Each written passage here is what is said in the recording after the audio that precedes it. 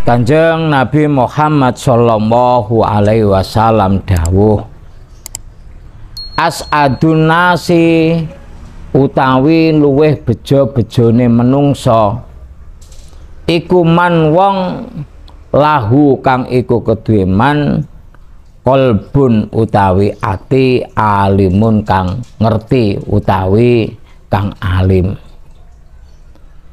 Kanjeng Nabi Muhammad sallallahu alaihi wasallam dawuh, beruntung-untungnya manusia yang paling beruntung adalah satu orang yang mempunyai hati yang alim. Maksudnya apa?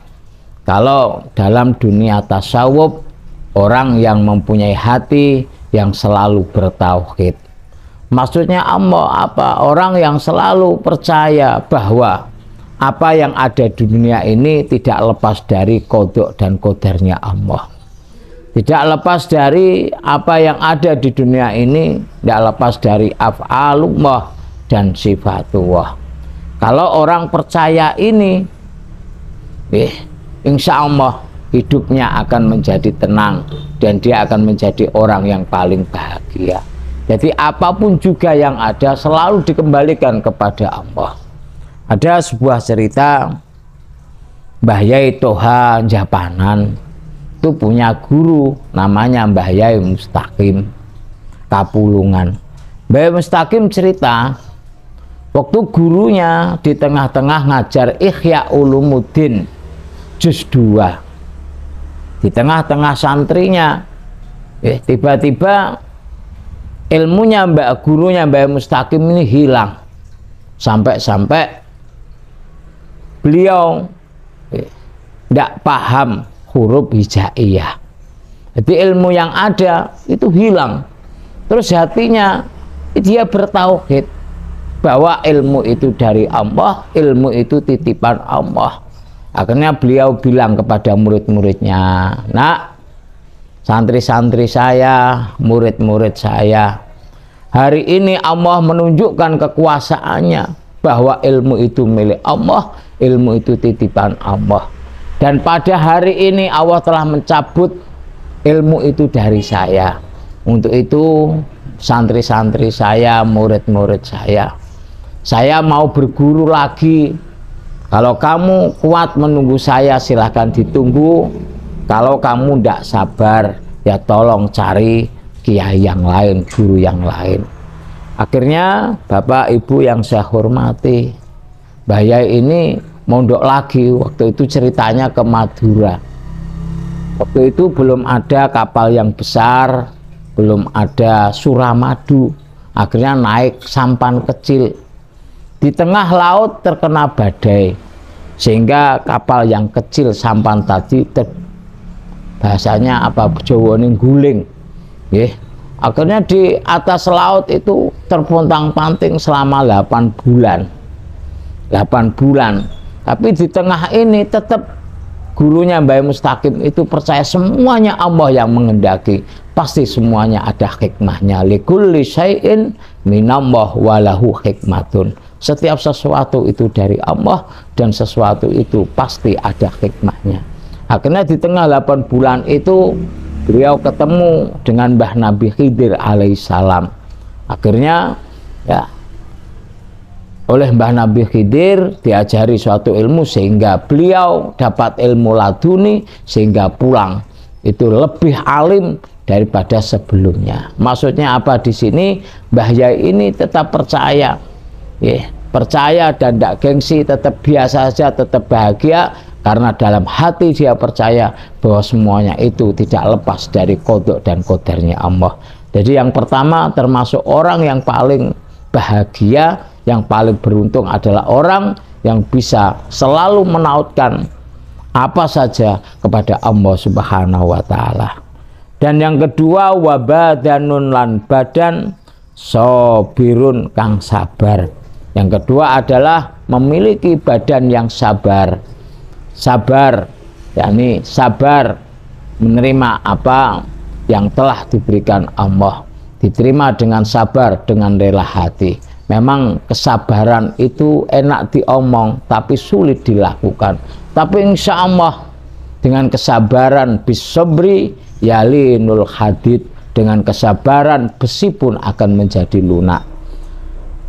Ada sebuah cerita, muridnya Mbah Kanjeng Sunan Kalijogo itu sowan, Mbah, kenapa teman-teman saya pada sukses, kok saya belum bisa sukses? Akhirnya Mbah Sunan Kalijogo dawuh, karena kamu kurang sabar. Akhirnya santri tadi tanya, Mbah Kanjeng Sunan, sabar itu apa? Akhirnya Mbah Kanjeng Sunan Kalijogo itu ambil bijinya asem yang namanya kelungsu 3. Terus santri itu diajak naik ke gunung di tengah hutan.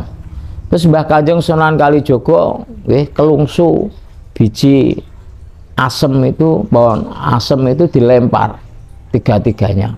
Saplok, plok, plok. Terus Mbah Kanjeng Sunan dawuh, santri, kalau kamu ingin tahu sabar, tolong cari biji asem tadi, kelungsu tadi.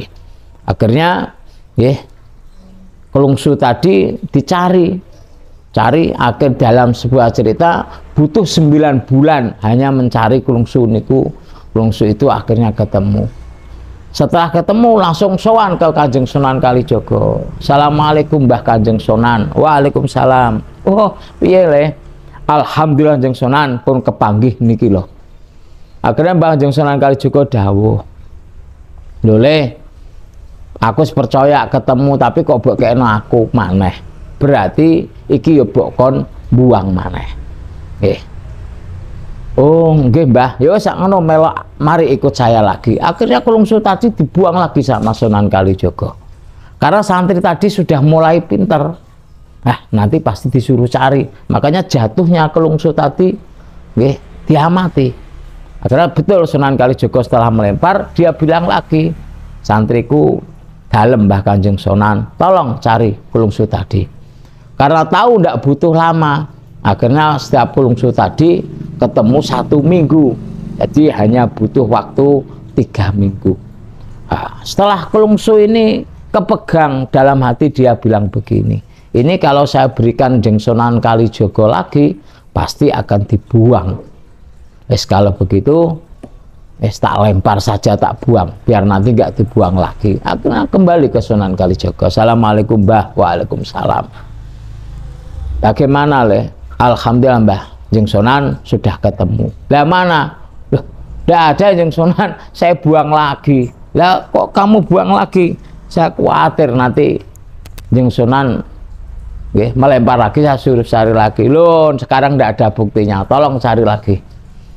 Akhirnya betul, karena yang membuang sendiri hanya butuh waktu 3 hari. Setiap satu kelungsu ini 1 hari. Karena santri ini sudah mulai pintar, akhirnya biji asem ini kelungsu tadi terus dipegang. Wes tak bawa saja, ndak usah saya buang. Nanti kalau Kanjeng Sunan tanya baru saya berikan, kalau nggak tanya ya sudah saya letakkan dalam saku saya. Akhirnya sowan, Assalamualaikum Kanjeng Sunan. Waalaikumsalam. Iya le, alhamdulillah Kanjeng Sunan sudah ketemu. Oh ya sudah, pulang sana. Kalau namanya wali itu sudah Dzul Basirah, sudah tahu. Akhirnya sudah pulang sana. Alhamdulillah pulang itu langsung difutuh oleh Allah. Akhirnya dijadikan santri yang alim, barokah pun sabar. Makanya semua itu kita percaya af'alullah, kita percaya sifatullah. Allah itu tidak bisa dipaksa dengan amal kita. Allah tidak bisa dipaksa dengan perbuatan kita. Ana urid wallahu ya, ana urid wa anta turid wallahu yaf'alu bima yurid. Saya berkehendak, kamu berkehendak, tapi Allah punya kehendak sendiri. Kalau Allah sudah menginginkan santri itu difutuh, maka dia akan mempunyai ilmu yang melebihi orang-orang yang lain. Maka intinya apa? Yang kedua adalah kita harus mempunyai wabadanun sabirun, badan yang sabar. Yang ketiga wakona atun lan rimo bima kelawan barang filiadi kang ing dalam tangan. Maksudnya orang yang paling berbahagia adalah orang yang bisa menerima apa yang telah menjadi bagiannya. Jadi orang yang bisa bersyukur Orang yang bisa menikmati apa yang menjadi bagiannya dan apa yang telah Allah berikan kepadanya, ini termasuk orang-orang yang benar bahagia.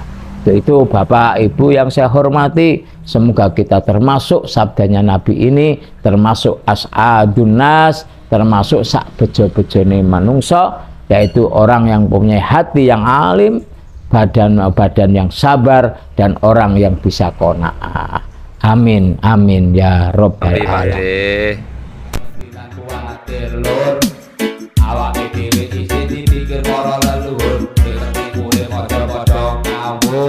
Tetap obat aku budi pekerti luhur, zamane zaman bingung, negara dadi wong bingung, para pemimpin wis golek untung, rakyat iris padha lodang langsung, iki lagu kepemimpin